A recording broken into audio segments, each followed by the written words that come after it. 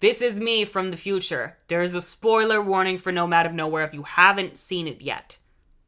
Get the fuck out. Hello everyone, Unicorn of War here with, Nomad of Nowhere. I'm actually talking about it. Season 1 just wrapped up, and I've been getting a lot of questions about how I feel about the show. Actually, I've been getting those questions since the show started. I thought it was cute, but I didn't really care for it. Not really. But then the last few episodes happened, and I cried like a fucking bitch, so yeah, we're gonna talk about it. There's no script, this is gonna be very freeform. I probably will eventually do a review on it, but for now, you just gotta deal with this, okay? If I miss anything, deal with it. The reason I was kind of meh about it is that it didn't really seem like it had a focus. Like, yeah, there's this Western world where we've got Scout and Toth who are after the Nomad for some fucking reason. And the Nomad is magical because he's the Avatar. I mean, I can't skip the Atla jokes. This is basically Atla, but a Western and with a budget of a milk carton. But like, as we learn more about the world and the story, I think the real turning point was the episode with El Rey and how he came to power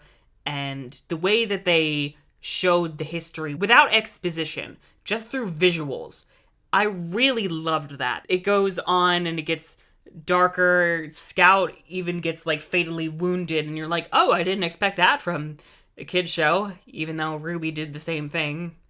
We never learn. And eventually Scout and Toth are torn because Toth wants to capture the Nomad, but there is a reason for it. It's because her people, the Idala, I think they were called, they're some sort of lower class in this world, I'm pretty sure. We don't get an explicit reason as to how they're treated, like whether they're slaves or they're just discriminated against, or if they're just a really poor community that doesn't have access to like resources that Dawn Paragon is hoarding. But that is what's driving her, and it drives a wedge between her and Scout, and it's really interesting to see how their friendship that you would assume would continue for the rest of the season actually like falls apart slowly as Scout realizes that the king has to be stopped. He is not the good guy, the Nomad is the good guy. And they may be gay, because Scout was about to say I love you, but then she stopped herself, so desert lesbians. And the Nomad himself is absolutely adorable, but his origin story, holy shit. He was originally a scarecrow created by this wizard in hiding from El Rey, and he was at first created just for fun, it seems, and then eventually to train his daughter, and then the daughter ends up revealing them, and she's just crying like, I didn't mean to do magic, I'm so sorry. And then the king's forces show up, and the dad is dead.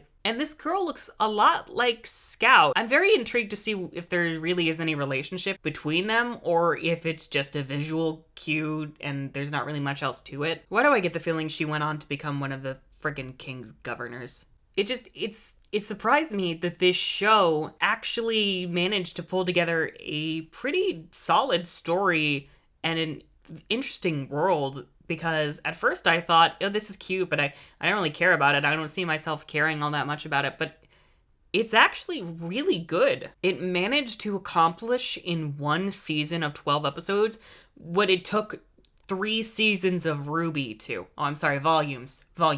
And Miles writes on this show, but we also have, let me actually look up the names of the other writers. I know one is Eddie Rivas. Google McMoogle, thank you, Super Butterbuns. Here we go. It's Miles Luna, Eddie Rivas, and Jordan Suarez. I'm sorry if I mispronounced that. I always felt Miles wasn't the best writer, but he could provide a pretty solid foundation. And I think Jordan and Eddie really helped to bring that to fruition. And part of me wishes they were helping to write Ruby. Dear God, please someone help Miles and Carrie, please. So yeah, those are my thoughts, I guess. I get this was rambly. I didn't really have a main point. I needed to get this out, okay? All right?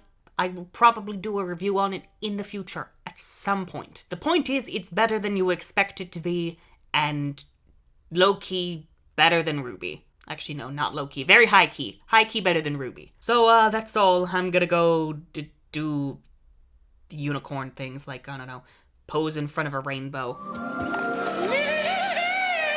It's been a shit show, y'all.